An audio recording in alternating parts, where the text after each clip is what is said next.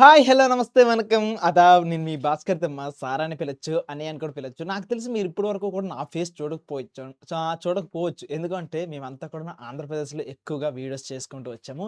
And తెలంగాణకు సంబంధించి ఈ ఛానెల్ కూడా చాలా కొత్తగా క్రియేట్ చేసాం. ఎందుకంటే తెలంగాణ నుండి ఎక్కువ మంది జనాలు ఉండరేమో అనుకోని. కానీ వన్ ఆఫ్ ది ఫైన్ మూమెంట్‌లో మా అందరికీ తెలిసిన విషయం ఏంటంటే, అన్న తెలంగాణ వాళ్ళు మేము పాపం చేసామన్నా మాకు కూడా ఏమైనా వీడియోస్ చేయొచ్చు కదా! అనుకుంటే రిపీటెడ్‌గా కామెంట్స్ వచ్చాయి. అందుకోసమే మొట్టమొదటిసారిగా తెలంగాణకు ఛానెల్ పెట్టాము. ఐ థింక్ 3000 మెంబర్స్ తెలంగాణకి సంబంధించిన వాళ్ళందరూ కూడా సబ్స్క్రైబ్ చేసుకున్నారు. అంటే 3000 మంది ఫ్యామిలీ అయ్యాం మనమంతా కూడాను. నాకు తెలిసి ఈ ఫ్యామిలీ సైజ్ ఇంకా పెరుగుతుంది. సో, ఒకటే ఒక మాట చెప్తున్నా. మా టీచర్స్ అందరూ కలిసి తెలంగాణలో 10థ్ క్లాస్ చదువుతున్న ప్రతి ఒక్క స్టూడెంట్‌కి రాబోయే 2 మంత్స్ పాటు అస్సలు మేము రెస్ట్ తీసుకోకుండా మీ అందరికీ సపోర్ట్ చేయాలని అనుకుంటున్నాం. సో, మేము మనస్ఫూర్తిగా మంచి మనసుతో మీ అందరికీ కూడాను మేము సపోర్ట్ చేయాలని అనుకుంటున్నాం. ఇక దీన్ని గట్టిగా వెల్కమ్ చేస్తే ఇంకా ఎక్కువ మంది స్టూడెంట్స్‌కి చేయూతవుతది ఈ ఛానెల్. లేదు, దీన్ని మీరు గుండుకు హత్తుకోకపోతే ఒక మంచి అవకాశాన్ని మీరే కోల్పోయిన వాళ్ళవుతారు. నాకు తెలిసి ఇంతకంటే పచ్చిగా ఇంకెవరు చెప్పరేమో. ఓకేనా? అండ్ మరొక ముఖ్య విషయం, మా అందరికీ కూడాను తెలంగాణ సిలబస్ అనేది చాలా ఛాలెంజింగే. ఎందుకు అంటే ఎలా లేదన్నా చెయ్యాలి అనే ఒక ఆలోచనతోనే చేస్తున్నాం తప్ప, మేమంతా కూడా దీంట్లో బీభత్సంగా సిద్ధహస్తులము, ఆల్రెడీ పబ్లిక్ పేపర్స్ ఇవన్నిటిని చేసేసాం అనే టైప్‌గా కాదు. అయితే మీ ఇంట్లో ఒక అన్నయ్య ఉంటాడు కదా! ఆ అన్నయ్య ఏంటంటే మా తమ్ముడు 10థ్ క్లాస్‌కొచ్చాడనుకోని పాపం కష్టపడి సాల్వ్ చేస్తారు కదా! సేమ్ అటువంటి అన్నయ్యలాగే నేను కూడా ఈరోజు క్లాస్ చెప్తా. వినండి. ఓకేనా? సో, ఎంతో కొంత సపోర్ట్ అనేది చేయడానికి ట్రై చేస్తూ వెళ్తాం. సరే, జాగ్రత్తగుండండి. ముందుగా ఈ పేపర్ మీరు ఓపెన్ చేసుకుంటూ వెళ్తే, మీ అందరికీ లాస్ట్ ఇయర్ పేపర్ అనేది ఈ రకంగా వచ్చిందనమాట. 10థ్ క్లాస్ పబ్లిక్‌కి సంబంధించిన లాస్ట్ ఇయర్ పేపర్ ఇదనమాట. సో, ఇప్పుడు మీ అందరికీ అసలు ఈ పేపర్‌లో నేనే ఒకవేళ ఈ ఎగ్జామ్స్‌ని రాస్తే ఏ రకంగా గన్నం గట్టెక్కాలని అనుకుంటున్నాను మీకు క్లియర్‌గా చెప్తా. చాలా జాగ్రత్తగా వినండి. మొట్టమొదటి సిట్యుయేషన్ ఏంటంటే, పార్ట్ ఏ ఓపెన్ చేసుకుంటూ వెళ్తే, ఈ యొక్క పారాగ్రాఫ్ ఇస్తున్నాడు. పారాగ్రాఫ్‌ని ఇంకా చదివేసి రాసేయమని అంటాడు. సో, ఇందులో ఎవరైతే చదవడం, రాయడం వస్తుందో వీళ్ళందరూ కూడా ఆన్సర్ అనేది పక్కాగా రాస్తారు. ఎందుకంటే ఇది అంత డడ్డీజిక్స్ టాపిక్. వన్స్ ఇదయిపోయిన తర్వాత మీ అందరికీ కూడాను కింద ఒక పద్యాలిస్తారు. ఓకేనా? కింద పద్యాలిస్తారు. "అదేంటన్నా పేపర్ మాకు తెలుసన్నా. నువ్వు పేపర్ చూపించేస్తే సరిపోద్దని అనుకుంటున్నావా?" అంటే, "చిన్న వెయిట్. పేపర్‌తో పాటు కొన్ని ఇంపార్టెంట్ క్వెషన్స్ దాని ఆన్సర్స్ కూడా తీసుకొనొచ్చాము. ఓకేనా? ఏది స్టార్టింగే చూసి జడ్జ్ చేయొద్దు. సో, కొన్ని క్వెషన్ అండ్ ఆన్సర్స్ తీసుకొనొచ్చా వినండి. ముందుగా ఇక్కడ ఈ పద్యంలో చూస్తే ఒకటి పద్యాన్ని పూరించడమేనా అడుగుతారు. లేదు అంటే నేనెక్కువ అబ్జర్వ్ చేసిందేంటో తెలుసా? పద్యం పూరించడంతో పాటు నేనెక్కువ అబ్జర్వ్ చేసింది, ఒకవేళ సప్లై పేపర్ వచ్చింది. సప్లైకొచ్చిందంటే ఆ పేపర్ మాత్రం వాళ్ళేం చేస్తున్నాడంటే, వాడే పద్యం ఇచ్చేస్తున్నాడు. పద్యానికి సంబంధించి ఇక ప్రతిపదార్థం అడుగుతున్నాడు. సో, ప్రతిపదార్థం. వెరీ రేర్ కేస్‌లో మాత్రమే తాత్పర్యం అనేది అడుగుతున్నాడనమాట. తాత్పర్యం అంటే భావం అనమాట. ఇది నేను చూసింది. సో, ఇక్కడ గుర్తుంచుకోండి ఒకసారి.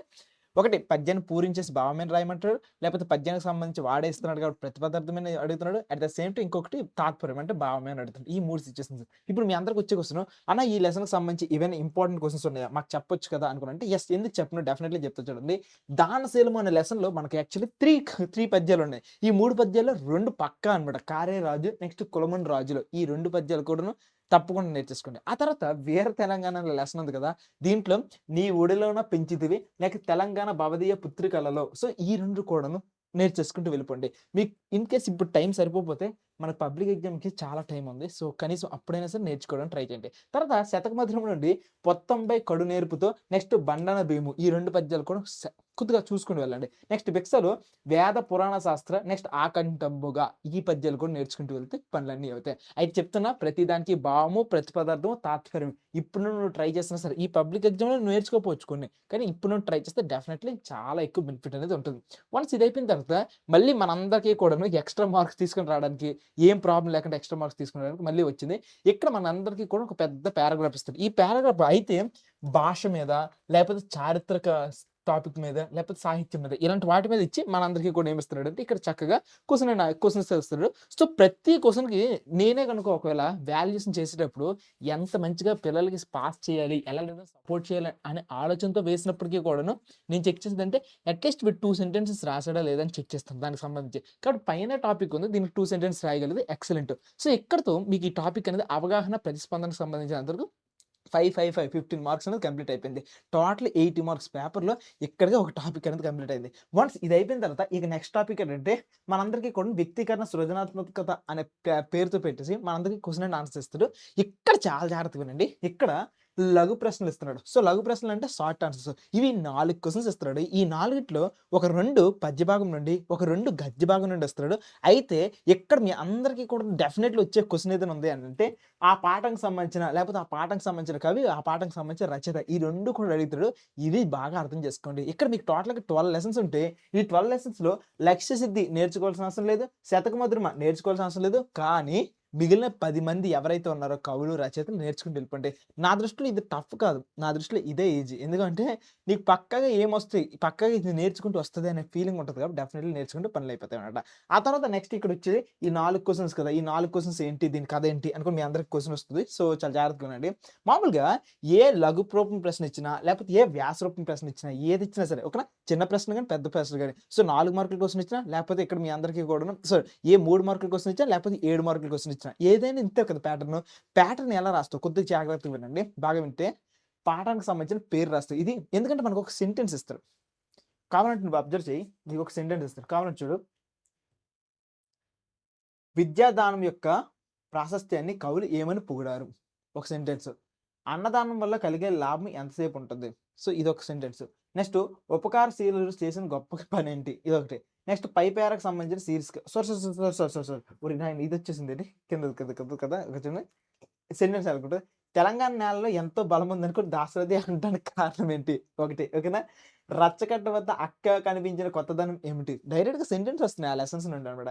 చార్మినార్ ఎవరు ఎందుకు నిర్మించారు? సో, ఇది దీనికి సంబంధించినంత వరకు కూడా. నేనేం చెప్పాలనుకుంటున్నానంటే ఆ లెసన్‌కి సంబంధించి, టాపిక్‌కి సంబంధించి మీ అందరికీ తెలియాలి. ఇప్పుడు ఈ టైప్ ఆఫ్ క్వెషన్స్ మనం ఎట్లా చదవాలి? ఏ రకంగా చేస్తే మనకు ఆన్సర్స్ అనేవి వస్తాయి? కొద్దిగా జాగ్రత్తగా విందామా? ఫస్ట్ వన్ ఏంటంటే పాఠం పేరు రాస్తావు. ఓకేనా? ఇది ఈ పాఠం నుండి వచ్చింది. ఆ పాఠానికి సంబంధించిన కవి రాస్తావు. ఓకే. ఇది పాఠంకి సంబంధించిన కవి. తర్వాత కవి అది ఏ లెసన్ నుండి మనం తీసుకున్నాము అనేది చివరలో చెక్ చేసుకుంటూ వెళ్తాం. వన్స్ ఇది అయిపోయిన తర్వాత ఇప్పుడు మీ అందరూ కూడా అక్కడ మిడిల్‌లో ఇన్ఫర్మేషన్ అంతా రాయాలి. ఈ ఇన్ఫర్మేషన్ రాయాలంటే మీకిచ్చే బెస్ట్ టెక్నిక్ ఏంటంటే సారాంశం నేర్చుకోండి. మీరు నేర్చుకోవాల్సిన లెసన్ ఏంటంటే దానశీలము, నగరగీతము, జీవన భాష్యము. ఈ 3 కూడా చాలా ఇంపార్టెంట్ లెసన్‌లు. ఇంకా శతక మధురం అయితే ఏదైనా ఒక నీతి మాట ఇచ్చేసి దాన్ని కథలాగా నేర్చుకోండి. ప్రతి నీతి కథకి కథలాగా రాసుకోండి. అండ్ వన్స్ ఇప్పుడు ఫస్ట్ ఇంట్రొడక్షన్ రాస్తాం. మిడిల్‌లో ఈ సారాంశం యొక్క ఇన్ఫర్మేషన్ రాస్తాం. తర్వాత లాస్ట్‌కి ఒక గుడ్ స్టేట్మెంట్‌తో కంప్లీట్ చేయగలిగితే సెట్ అనమాట. సో, ఈ రకంగా లఘు రూప ప్రశ్నలన్నీ కూడా ఉన్నటాయి. ఆ తర్వాత నెక్స్ట్ మీ అందరికి వచ్చే క్వెషన్స్ ఏంటంటే లఘు రూప ప్రశ్నలు అయిపోయాయి కదా! ఆ తర్వాత నెక్స్ట్ మీ అందరికి కూడాను ఇక్కడ కింద చూడండి.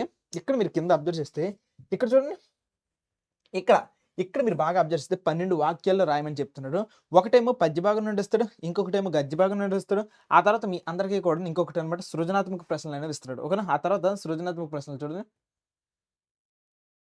ఆ తర్వాత ఒకటి ఉపవాచకం నుండి వస్తున్నాడు. ఆ తర్వాత ఇక్కడ ఇది చూడండి ఇదొక సృజనాత్మక ప్రశ్న. అంటే దీంట్లో ఏమిస్తాడు అని చూసినట్లే అయితే కరపత్రమైన రాయమంటాడు, లేకపోతే లేఖని రాయమంటాడు, లేకపోతే ఒక వ్యాసం రాయమంటాడు, ఒక కవిత రాయమంటాడు, ఒక కథ రాయమంటాడు. నీ ఇష్టం ఏదైనా రాయొచ్చనమాట. ఏదైనా రాయొచ్చు. సో, దీనికి సంబంధించి చూడండి వ్యాసము, కరపత్రం ఇది అడుగుతాడు. సో, ఈ రకంగా దీన్నైనా పూర్తి చేస్తాము. ఆ పైన చూస్తే రామాయణానికి సంబంధించి ఉపవాచకం ఇచ్చాడు. దీనికి సంబంధించిన క్వెషన్‌లు. అంతకుముందు దాంట్లో చాయిస్ బేస్డ్‌గా ఏమిచ్చాడు? గద్య భాగం ఇచ్చాడు. అంతకుముందు దాంట్లో పద్య భాగం ఇచ్చాడు. ఇప్పుడు మీ అందరికీ కూడా దీని యొక్క ఇంపార్టెంట్ లెసన్స్ కావాలి కదా! సో, ఇంపార్టెంట్ లెసన్ చెప్తాను. చాలా జాగ్రత్తగా వినండి. చూసుకోండి. ఫస్ట్ సృజనాత్మకతలో ఈ రకమైన ప్రశ్నలిస్తే ఇన్ కేస్ నువ్వు సంభాషణ అనేది వచ్చిందనుకో, ఎప్పుడైతే సంభాషణ వచ్చిందో అవతల పర్సన్ 5 సెంటెన్స్, ఇవతల పర్సన్‌కి సంబంధించిన 5 సెంటెన్స్ రాయడానికి ట్రై చేయండి. ఆ తర్వాత నినాదాలు ఎప్పుడైనా వచ్చినప్పుడు కన్నా, మిన్నా వాడండి. లేకపోతే వద్దు, ముద్దు. ఓకేనా? భాస్కర్ అన్న క్లాసెస్ కన్నా, భాస్కర్ అన్న లైవ్ సెక్షన్స్ చాలా మిన్న. అబ్బో! ఓకేనా? ఈ రకంగా వద్దు, ముద్దు కూడా ఉంటాయి. లేక ఇంటర్వ్యూస్ ఇవి కూడా ఉంటాయన్నమాట. సో, ఇందులో ఇవన్నీ కూడా చేయాలి. అయితే మీ అందరికి ఇంకొక మాట లెసన్ యొక్క సారాంశం తెలిస్తేనే మీకు పనులవుతాయి. ఎందుకంటే లెసన్ బేస్ చేసుకొని మాక్సిమం అడగడానికి చాయిస్ ఉంటుంది. వన్స్ ఇదయిపోయిన తర్వాత మీ అందరికి ఇప్పుడు గద్య భాగంలో ఇంపార్టెంట్ లెసన్స్ ఏవి అనుకుని అడిగారు కదా! గద్య భాగంలో కొత్త పాట అనే లెసన్‌లో నాటికి, నేటికి, సొంత కాళ్ళ మీద నిలబడ్డం, రావి చెట్టు, రచ్చకట్టు ఈ రకమైన ఈ 3 క్వెషన్స్ కొద్దిగా చూసుకుంటూ వెళ్ళండి. నెక్స్ట్ లక్ష్య సిద్ధిలో మీరు చూసుకున్నట్లయితే ఓకేనా? తెలంగాణ ఆవిర్భావం మీద ఎక్కువ లెసన్ అంతా కూడా ఉంటుంది కాబట్టి, ఆ లెసన్‌లో ఉన్నటువంటి క్వెషన్స్ అన్నీ కూడా కొద్దిగా ఇంపార్టెంట్.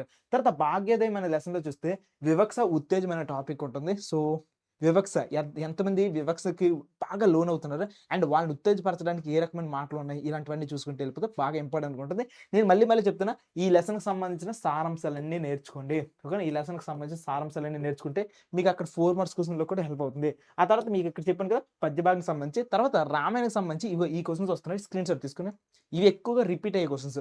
వన్స్ ఇది కూడా అయిపోయిన తర్వాత మీరందరూ కూడా నెక్స్ట్ చేయాల్సింది ఏంటంటే, ఇదిగో ఇది మనందరికీ కూడా పద్య భాగానికి సంబంధించిన క్వెషన్స్ అన్నమాట. ఇవి టోటల్‌గా ఏవైతే ఇంపార్టెంట్ క్వెషన్స్ ఉన్నాయో వాటన్నిటికి సంబంధించి. ఇంకా దాని తర్వాత మీ అందరికి వచ్చే పాయింట్ ఏంటంటే, "అన్న గ్రామర్ పార్ట్ ఉంది కదన్నా! గ్రామర్ పార్ట్ ఏంటి? దాని సంగతి ఏంటి?" అని కొంచెం చెప్పాలంటే యాక్చువల్లీ మీరు గ్రామర్ పార్ట్ అబ్జర్వ్ చేస్తే 2 రకాలుగా విడగొట్టున్నాడు. ఒకటి పదజాలం. సో, పదజాలంలో మీ అందరికీ ఏమంటే ఏదైతే టెక్స్ట్ బుక్ వెనక ఉన్నటువంటి ఓకేనా? టెక్స్ట్ బుక్ వెనక ఉన్నటువంటి నానార్థాలు, వ్యుత్పత్తార్థాలు, నెక్స్ట్ సమానార్థక పదాలు, ఆ తర్వాత పర్యాయ పదాలు, తర్వాత వ్యతిరేకార్థ పదాలు ఇవి ఎక్కువగా కూడా యూజ్ చేసుకుంటూ వెళ్ళండి. సో, దీంట్లో ఇవి. ఆ తర్వాత నెక్స్ట్ మీకు ఎక్కువ ఏంటంటే గ్రామర్ పార్ట్.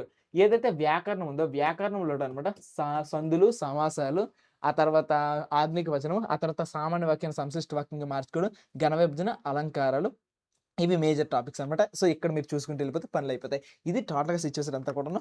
అయితే మీ అందరికి హెల్ప్ చేయడానికి నేనేం చేస్తానంటే, ఫస్టు ఈవినింగ్ 5:00కి ఒక లైవ్ ఉంటుంది. సో, దాంట్లో కలుసుకుందాం. ఆ తర్వాత మీ అందరికీ కూడాను మళ్ళీ నెక్స్ట్ ఏంటంటే, నెక్స్ట్ రేపు మార్నింగ్ కొంత టాపిక్‌ని కంప్లీట్ చేయడానికి ట్రై చేస్తాను. ఓకేనా? సో, ఇవి సిట్యుయేషన్స్ అంతా కూడాను. వీలైనంత వరకు నా తరపున ఏవో చిన్న చిన్న హెల్ప్స్ చేయడానికి ట్రై చేస్తున్నా. అండ్ ఫైనల్‌గా ఈ పీడీఎఫ్ కూడా మీకు సెండ్ చేస్తాను. కింద డిస్క్రిప్షన్‌లో లింక్ ఉంటుంది. సరేనా? బాయ్.